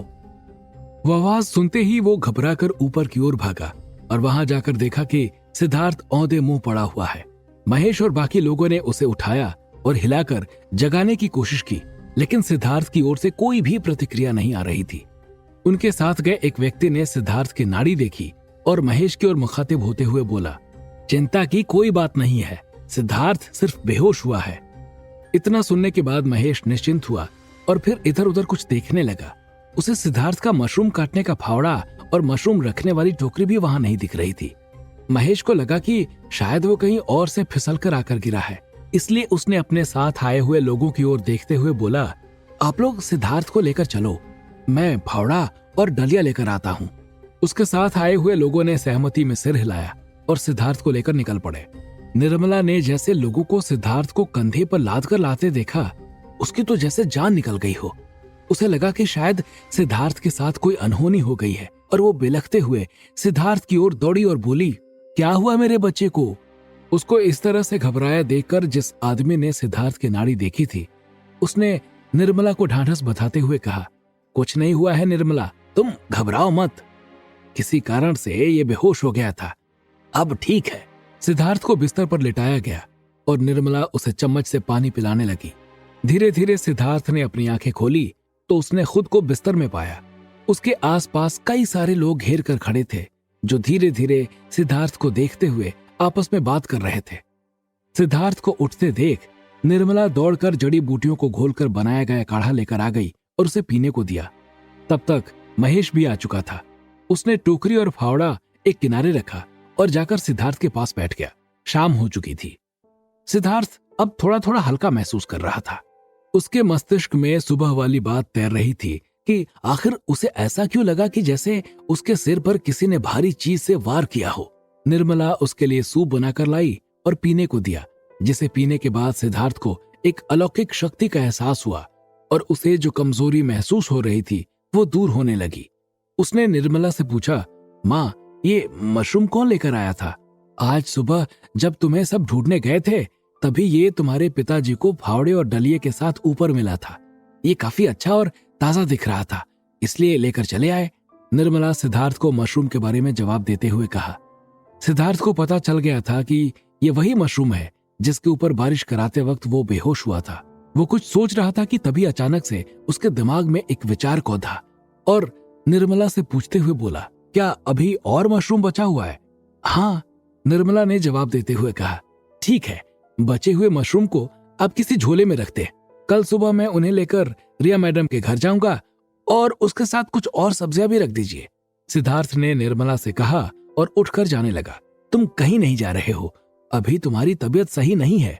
सिद्धार्थ के शहर जाने की बात सुनकर निर्मला बिफरते हुए बोली, मैं एकदम ठीक हूँ माँ, और मैंने रिया मैडम से वादा किया है कल मैं उन्हें जड़ी बूटी लाकर दूंगा। मेरा जाना जरूरी है। कहते हुए सिद्धार्थ अपनी माँ के पास आकर बैठ गया और उन्हें मनाने की कोशिश करने लगा। पहले तो निर्मला ने सिद्धार्थ को समझाने की कोशिश की, लेकिन जब वो समझाने में विफल रही तो गुस्सा होते हुए बोली, ठीक है, जो मन हो वो करो, इतना कहने के बाद निर्मला उठी और वहां से चली गई। इधर अंगूठी की ताकतों से अनजान सिद्धार्थ उसे मशरूम को और ताकतवर बना रहा था। उधर दिव्यानी का विमान प्रकाश की गति से मंदाकिनी आकाश गंगा की ओर चला आ रहा था। उसे जल्द से जल्द पारद और नए रक्षक सिद्धार्थ तक पहुंचना था, जिससे कि उसके राज्य को बचाया जा सके। अगले दिन सुबह सिद्धार्थ तैयार होकर एक बोरी में सारा सामान भरकर शहर की ओर निकल गया। एक टैक्सी लेकर वो रिया के बंगले की तरफ चल पड़ा। जब टैक्सी वाले ने देखा कि सिद्धार्थ इस शहर के सबसे रईसों की बस्ती अल्फा सोसाइटी की तरफ जा रहा है, तो उसने एक शक की निगाह से सिद्धार्थ को देखा और पूछा, उस बोरे में क्या है? उसे लग रहा था कि सिद्धार्थ कोई चोर है और कहीं से ये सब चुरा कर लाया है। कुछ खास नहीं, बस कुछ सब्जियां और कुछ जड़ी बूटियां हैं। सिद्धार्थ ने उसे जवाब देते हुए कहा और सीधा होकर बैठ गया। किसे देने जा रहे हो? टैक्सी वाला ने फिर से सिद्धार्थ से सवाल किया। रिया माथुर को, सिद्धार्थ ने जवाब देते हुए कहा। सिद्धार्थ के मुंह से रिया माथुर का नाम सुनकर टैक्सी वाला चौंक गया और उसने पीछे घूमकर एक बार सिद्धार्थ को ऊपर से नीचे तक देखा और बोला, झूठ बोल रहे हो।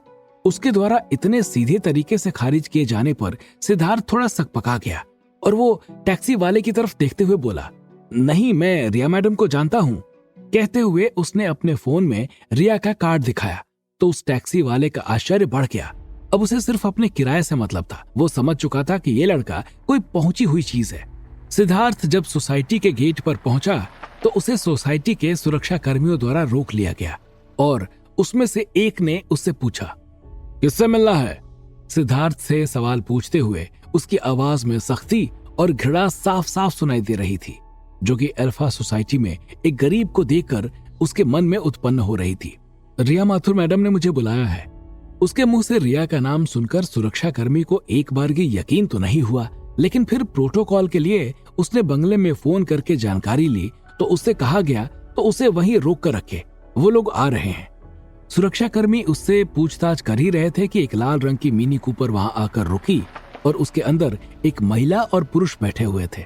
कार की ड्राइवर सीट पर बैठे पुरुष ने गेट खोलने के लिए हॉर्न बजाना शुरू कर दिया और गुस्से से वो सुरक्षा अधिकारियों की ओर देखने लगा तो उसने देखा कि वो एक सामान्य से कपड़े पहने आदमी सिद्धार्थ की बोरी देख रहे थे।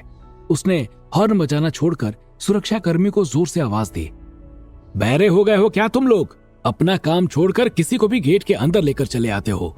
अगर ये चोर निकला या आतंकवादी निकला तो कौन जिम्मेदार होगा?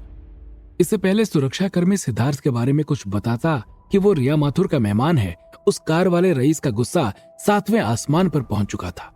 उसने सुरक्षा कर्मियों को लताड़ना शुरू कर दिया और साथ में ही वो सिद्धार्थ का अपमान भी किया जा रहा था कि सोसाइटी के गेट में एक स्पोर्ट्स कार आकर रुकी और उसके अंदर से रिया माथुर का निजी सचिव अमन नायक उतरा।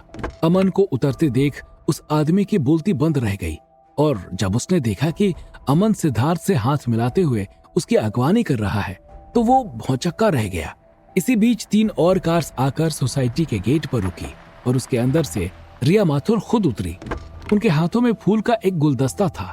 सिद्धार्थ का ये रुतबा देखकर वो मिनी कूपर में बैठे आदमी को ऐसा लगा कि जैसे उसे सांप ने सूंघ लिया हो। उधर सुरक्षा कर्मी भी आश्चर्यचकित थे कि आखिर इस सामान्य से शख्स को इतना सम्मान क्यों दिया जा रहा है।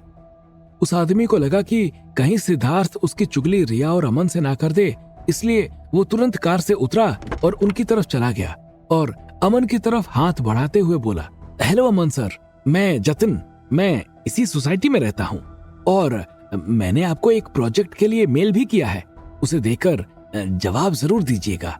लेकिन अमन ने बिना कुछ बोले दूसरी तरफ मुंह कर लिया तो जतिन समझ गया कि सिद्धार्थ ने उसकी चुगली रिया से की हो या नहीं, लेकिन अमन से तो कर ही दी है। उसे लगा कि अब उसके प्रोजेक्ट पर कोई सुनवाई नहीं होगी और वो हाथ मलता हुआ गाड़ियों को जाता हुआ देखने लगा। सिद्धार्थ रिया के साथ में बैठा और फिर सारी गाड़ियां धूल उड़ाती हुई चली गई। रिया के घर पर भी सिद्धार्थ का काफी जोश खरोश के साथ स्वागत किया गया। ऐसा लग रहा था कि जैसे सिद्धार्थ इसी घर का हो और कहीं दूर से वापस आया हो। उसे खाने पर तमाम तरह के व्यंजन परोसे गए। उसमें कुछ चीजें ऐसी थी जिसे सिद्धार्थ ने खाना तो दूर, उसके बारे में सुना तक नहीं था। खाना खाने के पश्चात वो लोग बैठक में चले गए, जहां रिया की कंपनी के डॉक्टर वर्मा भी आ चुके थे। उन्होंने जब सिद्धार्थ द्वारा लाई गई जड़ी बूटियां देखी तो वो बहुत खुश हुए। वो जड़ी बूटियां सालों पुरानी थी और उनमें से कुछ ऐसे भी थी जिन्हें रिया की कंपनी के रिसर्चर्स कई सालों से ढूंढ रहे थे। उन्होंने सिद्धार्थ की तारीफ करते हुए कहा, आप बहुत ही अच्छे खोजकर्ता हो बेटा, और भविष्य में बहुत तरक्की करोगे। उसकी ऐसी तारीफ सुनकर अमन भी खुशी से फूला नहीं समा रहा था। आखिर उसने ही सिद्धार्थ का पता ढूंढा था। वो लोग इस पर चर्चा कर ही रहे थे कि रिया के दादा जगत प्रसाद माथुर भी आ गए और उनके आने पर सभी अपनी अपनी जगह पर खड़े हो गए। रिया सिद्धार्थ का परिचय उनसे कराते हुए बोली, दादाजी ये सिद्धार्थ है, आपके लिए हनी सकल्स का पौधा इसी ने ढूंढा है। जब उन्होंने जाना कि सिद्धार्थ ने ही वो हनी सकल्स का पौधा दिया था तो उन्होंने उसे गले लगा लिया और दोनों आपस में बातें करने लगे। इसी बीच रिया के मोबाइल पर एक रिमाइंडर आया, जिसको देखकर रिया अमन से बोली, अमन आपने चिनार के पौधे को देखने के लिए किसी वनस्पति डॉक्टर को बुलाया है या नहीं? डॉक्टर आ चुके हैं और पौधे को देख रहे हैं, अमन ने रिया को जवाब देते हुए कहा। ठीक है, चलो चलकर देखते हैं। कहते हुए रिया ने जब वहां जाने की इच्छा जाहिर की तो सब उसके साथ चल दिए। वहां जाकर देखा तो डॉक्टर पौधे के ऊपर कुछ रिसर्च कर रहे हैं। सब लोग वहीं खड़े देख रहे थे और थोड़ी देर तक देखने के बाद डॉक्टर ने रिया की ओर देखते हुए कहा, यह पौधा मर चुका है, इसलिए सूख रहा है। रिया को वो पौधा बहुत प्यारा था और डॉक्टर से ये सुनकर रिया के चेहरे पर मायूसी छा गई। रिया को मायूस देखकर सिद्धार्थ के मन में न जाने क्या विचार आया और वो आगे बढ़ा और बोला, क्या मैं एक बार ये पौधा देख सकता हूँ? हाँ जरूर, रिया पौधे की ओर इशारा करते हुए बोली। रिया की परमिशन पाने के बाद सिद्धार्थ ने जाकर ध्यान से वो पौधा देखा और अपनी आंतरिक ऊर्जा के जरिए पता लगाया कि पौधा अपनी आखिरी सांसें गिन रहा है। ये देखकर उसने मनी मन सोचा, अगर इस पर मैं जादुई बारिश करा दूं तो ये ठीक हो सकता है। और फिर रिया की ओर देखते हुए बोला, मैं अपनी जड़ी बूटियों से इसे ठीक कर सकता हूँ। रिया इससे पहले कुछ जवाब देती, डॉक्टर ने सिद्धार्थ की ओर देखते हुए कहा, पैसों के लिए इन्हें मूर्ख मत बनाओ, ये नहीं ठीक हो सकता। सिद्धार्थ ने इसके ऊपर ज्यादा ध्यान नहीं दिया और रिया की ओर देखते हुए बोला, मैं इसे ठीक कर सकता हूँ, बस आप थोड़ा सा पानी मंगा दीजिए और आप लोग थोड़ी देर के लिए बाहर चले जाइए। सिद्धार्थ के इतना कहने पर रिया ने पानी लाने का इशारा किया। थोड़ी ही देर में एक आदमी पानी लेकर वहां आ गया और सिद्धार्थ को छोड़कर बाकी लोग वहां से चले गए। सिद्धार्थ ने पानी लिया और जेब से एक जड़ी निकाली और उसे चिनार के पेड़ की जड़ पर रखकर उस पर पानी डालने लगा। ये सिर्फ एक बहाना था। उसने मौका देखकर अपने बादलों का आवाहन किया और फिर उस पौधे पर जादुई बारिश करने लगा। थोड़ी देर बाद वो सबको जोर से आवाज देते हुए बोला, अब आप लोग आ जाओ। उसकी आवाज सुनकर डॉक्टर और रिया समेत सारे लोग वहां आ गए। जब डॉक्टर ने दोबारा आकर देखा तो पाया कि पौधा तो सच में पहले से ज्यादा हरा दिख रहा था। इस पर उसने सिद्धार्थ से हैरानी से पूछा, आखिर ये कैसे किया? उसकी हैरानी देखकर सिद्धार्थ गर्व से फूल गया था और वो डॉक्टर को जवाब देते हुए बोला, ये सब जंगल के रहस्य है, ये आपको किताबों में पढ़ने को नहीं मिलेगा।